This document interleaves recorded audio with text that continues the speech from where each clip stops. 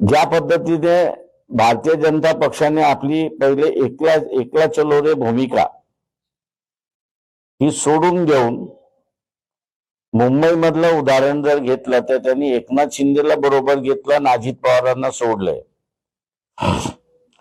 तेव्हा हे जे धरसोडचं त्यांचं धोरण जोपर्यंत संपत नाही तोपर्यंत कोण कोणाची युती करेल हे सांगता येत नाही. भाजप बरोबर आपण जायचं नाही आपली भूमिका पूर्वीपासून. मग इतर जे पक्ष आहेत त्यात प्राधान्याने आपण कुणा बरोबर मला युती वाटत. आम्ही प्राधान्य कोणालाच देत नाही. जे आमच्या बरोबर बसतील ते आमचे. पण काँग्रेसचे तुम्हाला निमंत्रण आहे. मागच्या महाविकास आघाडीमध्ये तुम्ही म्हणत होतो की बाबा काँग्रेस पक्ष जो आहे त्याच्या आता एक लक्षात आलेलं नाही की नगरपालिकेच्या निवडणुकीमध्ये त्यांच्याकडे हिंदू राहिलेला नाही. जे काही आता त्यांना अध्यक्षपदाच्या निवडणुकीमध्ये यश आलेलं आहे ते आदिवासी भागामध्ये आलेलं आहे. विदर्भामध्ये उरलेल्या सगळ्या भागामध्ये त्यांचं असणारं पानिपत झालेलं आहे हे त्यांच्या लक्षात नाहीये. आणि त्याच्यामुळे त्यांचं जे ओरबडण्याचं जे धोरण आहे ते जोपर्यंत ते सोडत नाही तोपर्यंत काँग्रेस बरोबर मला वाटतं कोणी बसेल असं मला वाटत नाही.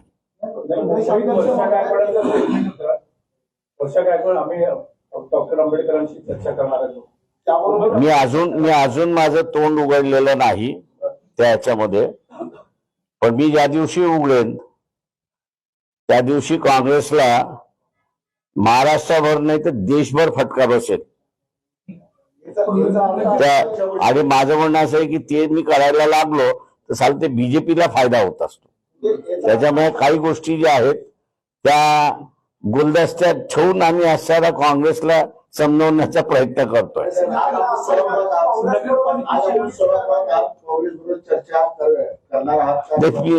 असं आम्ही चर्चा करण्याचे अधिकार जे आहेत ते आमच्या जिल्हा अध्यक्षांना आम्ही दिलेले आहेत.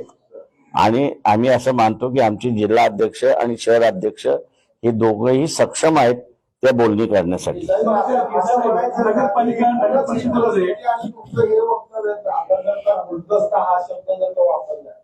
त्यानंतर असं समजायचं का की मुंबईच्या महानगरपालिका निवडणुकीमध्ये काँग्रेसची ऑफर ही तुम्हाला मान्य नाही. प्रश्न असा आहे त्याच्यामध्ये की आहे की नाही आहे हा वेगळा भाग आहे. त्याच्यामध्ये असणारं बोलणी अजून चाललेली आहेत. ती जोपर्यंत संपत नाही तोपर्यंत काहीही निकष काढणं चुकीचं असं मी त्या ठिकाणी म्हणणार आहे. नगर परिषद नगरपालिकेमध्ये जवळपास 50हून अधिक वंचित बहुजन आघाडीचे नगरसेवक निवडून आले. चांगल्या पद्धतीने यश मिळालं. 104. मग त्याच्याकडे नेमकं ही जी आलेली लाट आहे त्याच्याकडे कशा नजरेने बघताय त्याचा थेट परिणाम महापालिकेवर होईल. आम्ही असं म्हणतोय की आम्ही असं राष्ट्रवादीपेक्षा काँग्रेसपेक्षा बेटर पोझिशन मध्ये आहोत या सगळ्या याच्यामध्ये. आणि आम्ही एवढंच म्हणणार आहोत की राजकीय पक्षाने जे वाढणाऱ्या फोर्सेस जे आहेत त्याचा तुम्ही योग्य सन्मान केला पाहिजे. तुम्ही असं दुसरं कोणीतरी शिजवलेलं आहे ते मी बसून खाईन तर ज्यांनी शिजवलेलं आहे तो थोडी देणार आहे. साहेब Aditya Thackeray to the point मुलाखतीमध्ये सांगतायत महाराष्ट्रावर अन्याय होत आहे म्हणून दोन ठाकरे एकत्र आले. No comments. मागील काही दिवसापासून आपण ईव्हीएम या विषयावर बोलत होतो. नगरपालिकेच्या निवडणुकीनंतर ईव्हीएम हा फॅक्टर आजही आहे आणि पुढच्या पालिकेच्या निवडणुकीत मी आजही म्हणेन की ईव्हीएम मध्ये 10% मॅन्युप्युलेशन केलेलं आहे. मी आजही ते माझ्या बरोबर एक कुठलाही नॅशनल पार्टी जॉईन झाली तर मी ते सिद्ध करून दाखवेन.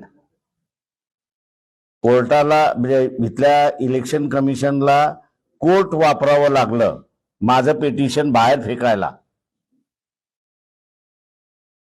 आणि मी आज कोर्टालाही चॅलेंज करतोय आणि इलेक्शन कमिशनलाही चॅलेंज करतोय की तुमच्याकडची कागदपत्र म्हणजे अनेक्शर 44 आणि अनेक्शर 54 महाराष्ट्रातील ताज्या बातम्यांसाठी बघत रहा टाइम्स टुडे 18 सोबतच शेअर करा, सबस्क्राईब करा आणि बेल आयकॉन प्रेस करा.